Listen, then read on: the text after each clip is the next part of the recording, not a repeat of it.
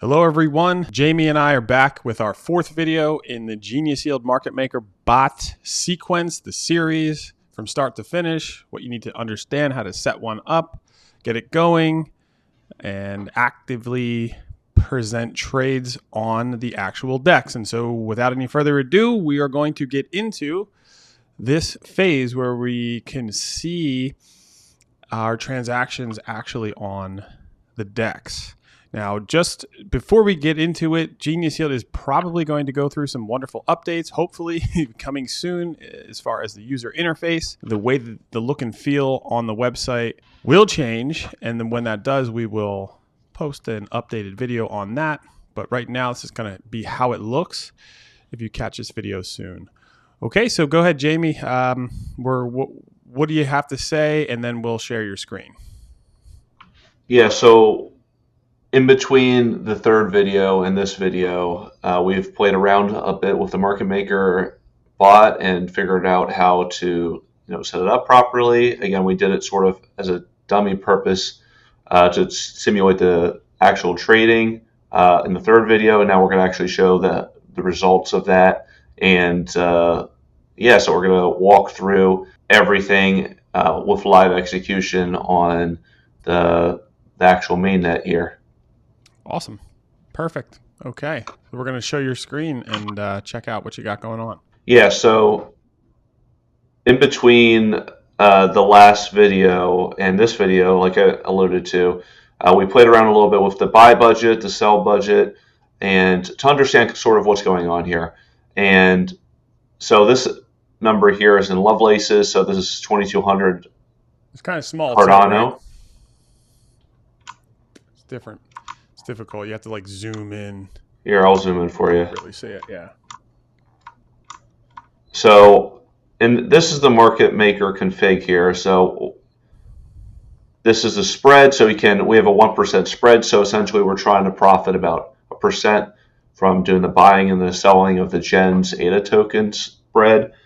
And then again, like I mentioned, the sell and buy budget that's in Lovelaces.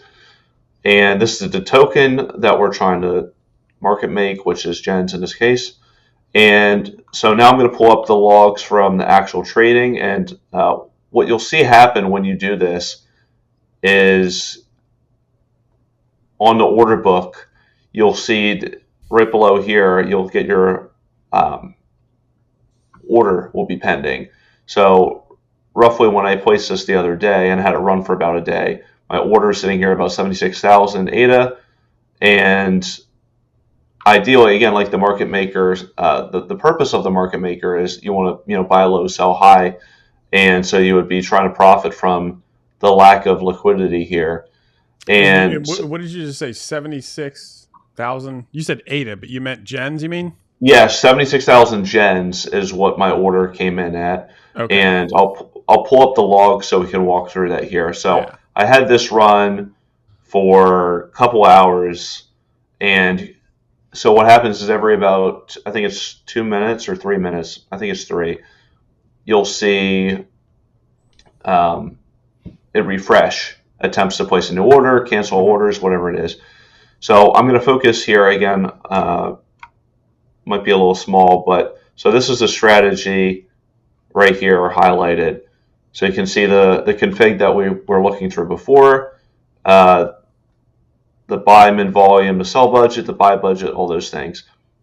Then with using the Maestro API key, we get the price of Gens here, or their spread here, which is in this case was 0.00287. You can see it's e to the -2, so it's 0.002 as I said. And then what happened was, when I placed this, you can see right here, equity and orders. So I had 2,200 placed in 2,200 ADA, or 22.21 specifically, placed for an order, which showed up on the order book. And so I had placed that, again, 1% spread, which is not too aggressive.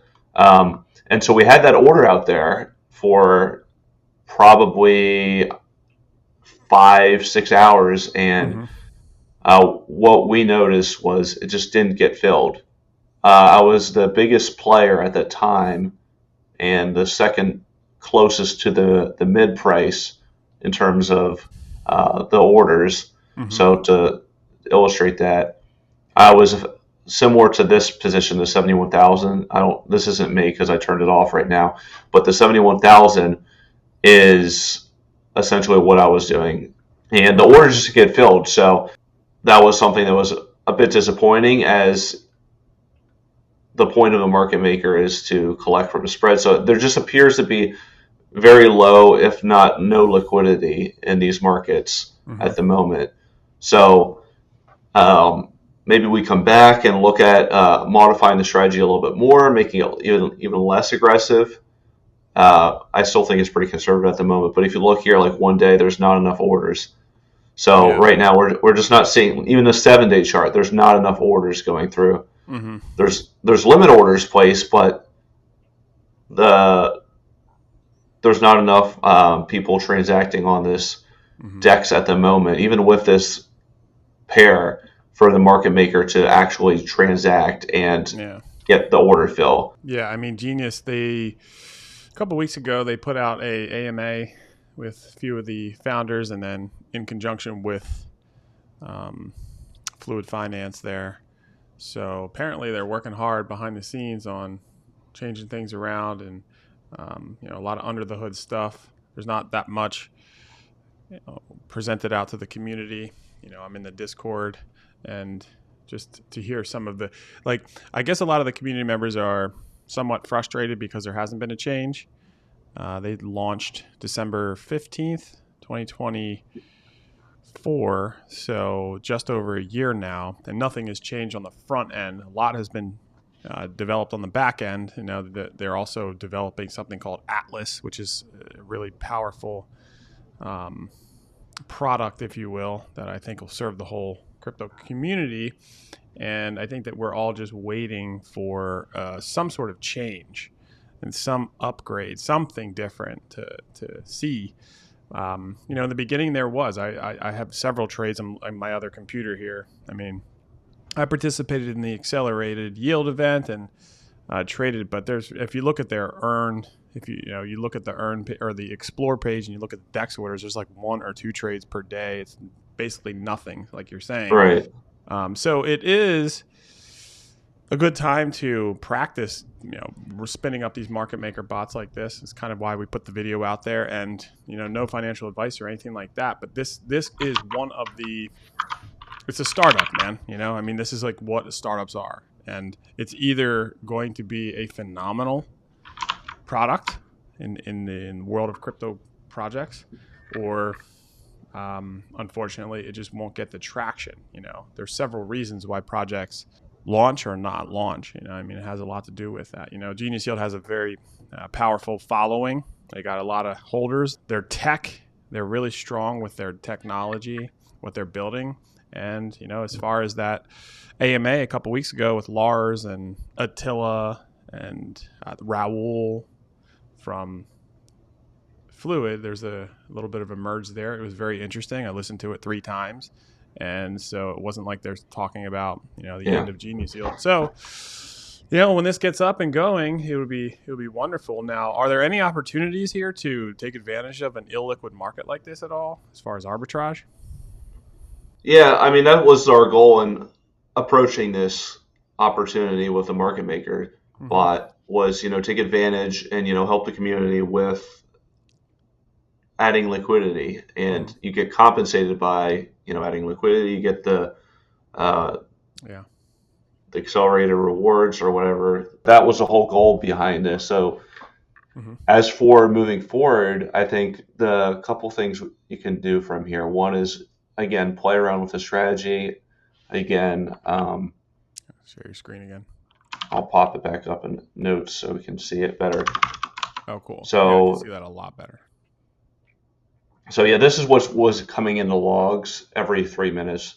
And so you can see, I'll go back here just to reiterate it. So I had this equity and orders, which showed up on the Genius Yield page, signs a transaction, submits a limit order for the 0.028 or whatever it was that I was trying to buy it at. It didn't get filled. It just sat there.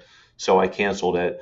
Then you can see the equity in wallet, which is a remainder of the ADA I had there, and then your total equity.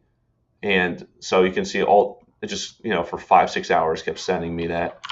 And then on top of that, before this logs, you'll see the Genius Yield Market Maker Strategies file right here, and then you can see the configuration.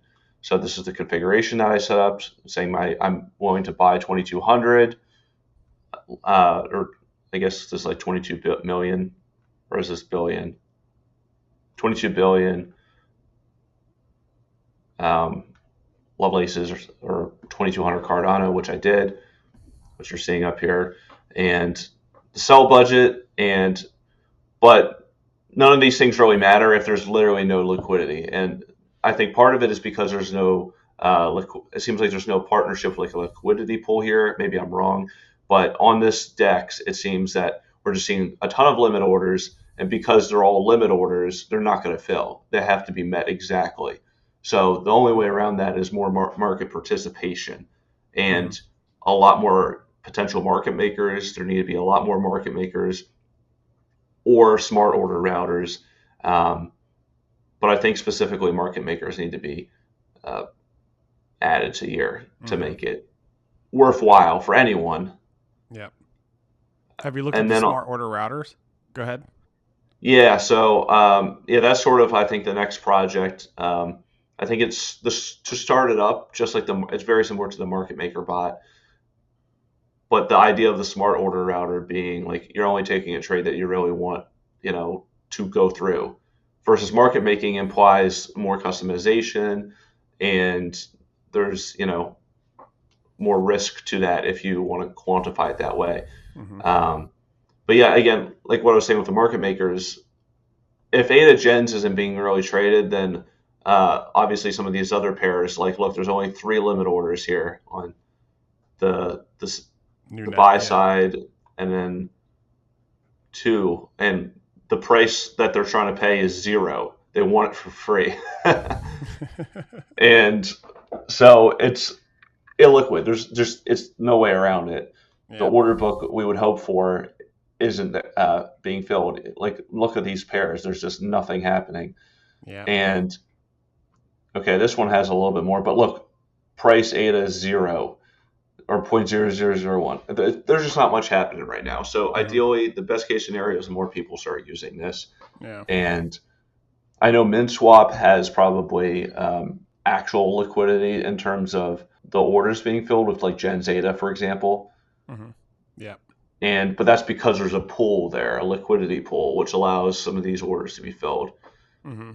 And they're collecting the fees and the staking rewards and all that. And that's just not here right now.